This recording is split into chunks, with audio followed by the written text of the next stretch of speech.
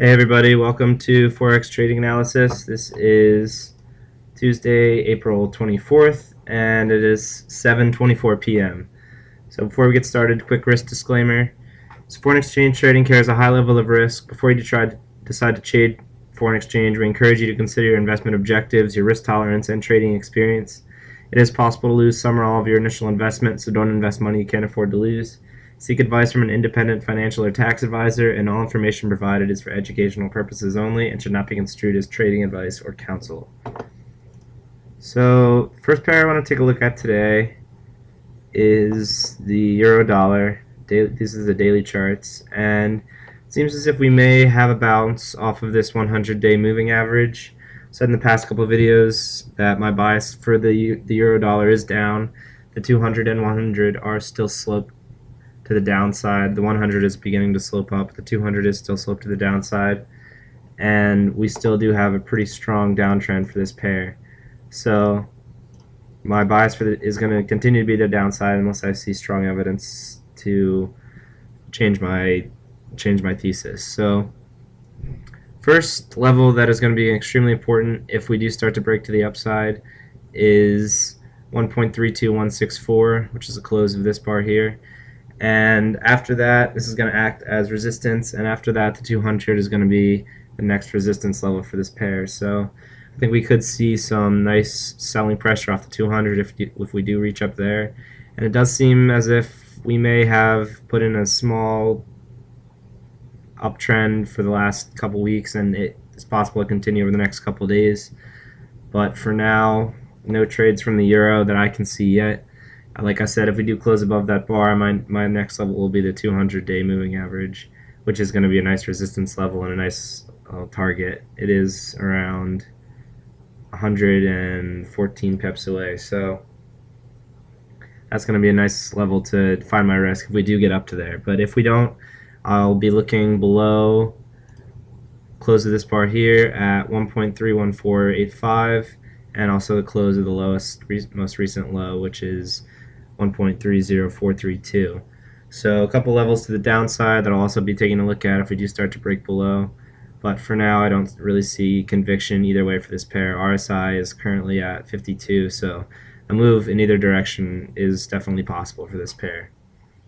So the next pair I want to take a look at is the Canadian dollar, which, as you know, my bias for the dollar is to the upside, and this pair I do think is in for a possible sizable move to the upside. We broke through a lot of resistance here from the past couple of days, and this next resistance could act as strong support if we do get down here. The close of this bar is 0.98514.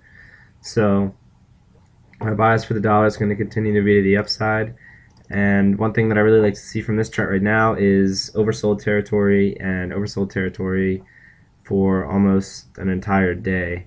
This is the 23rd at 6 o'clock p.m. So I do like to see these oversold turns. A lot of times when you get these large moves to the downside, like this here, this is 61 pips, you start to see sellers selling on pessimism, basically. So you start to see sellers coming around here and push it down about 38 more pips, and then after that you see large corrections back to the upside and pushes usually back to around median price, which is, for this 50% retracement, is around 0.9922-ish, which also lines up with the 100-hour moving average. So if we do start to see a push back to the upside, the 50% retracement as well as the 100-hour moving average are going to be nice little targets for me, which is a pretty big trade. It's around 50 pips. So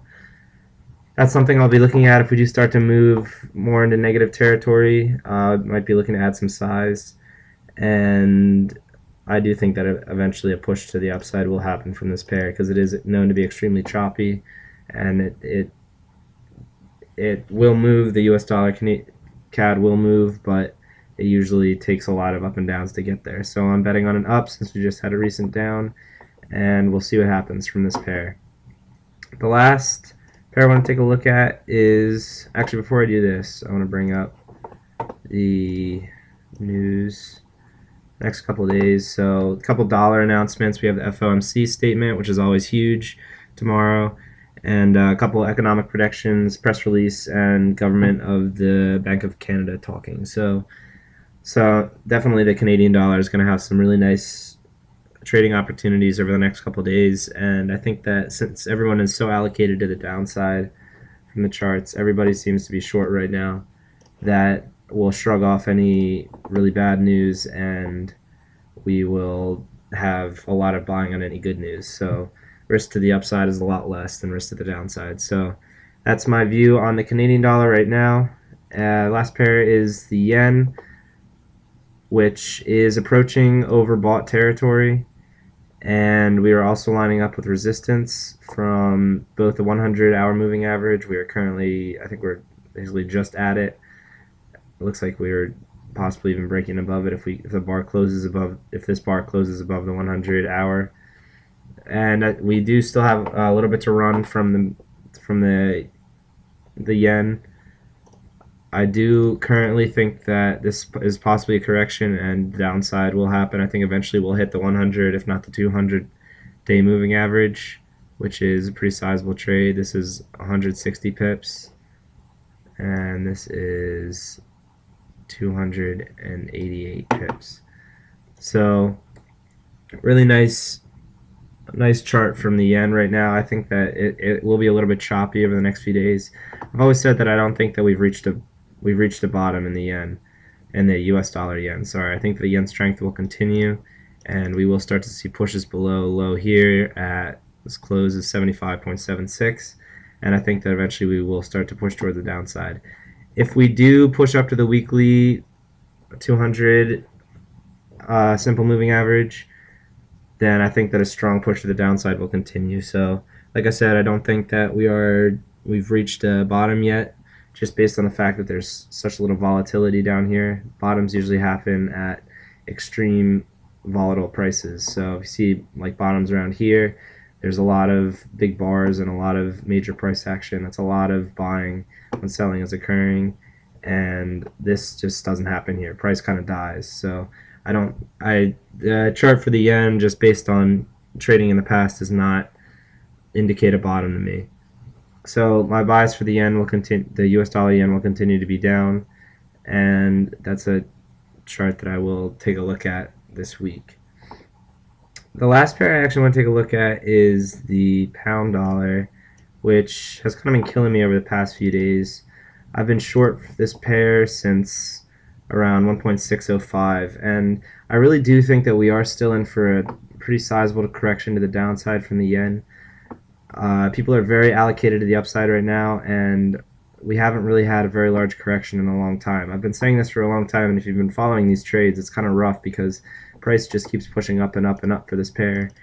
We haven't had, well, I guess we had one down bar yesterday, but other than that, we haven't really had a down bar since the 15th. So that's usually an indication that there's a lot of buyers in this market, and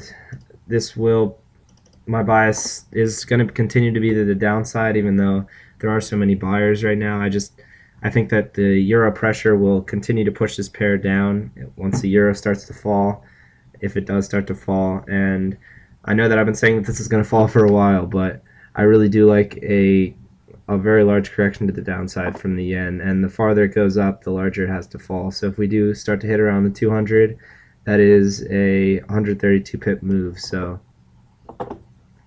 those are extremely large moves, and it's almost I like to see price move away from me. It's kind of a weird concept, but if price continues to move in the direction, and you know that a correction is going to happen, that just means that the correction is going to be larger. So those are a few things I'll be looking for from the yen. I just want to take a look at that chart really quick and just make sure you guys know that I have not changed my bias. My bias still is to the downside for this pair, and I'm very stubborn in my ways, and that usually is a good sign. So those are the 4 charts I want to take a look at today. Thank you very much for watching. If you want to follow us during the week at SynergyFX, we'll be posting updates, and thank you very much.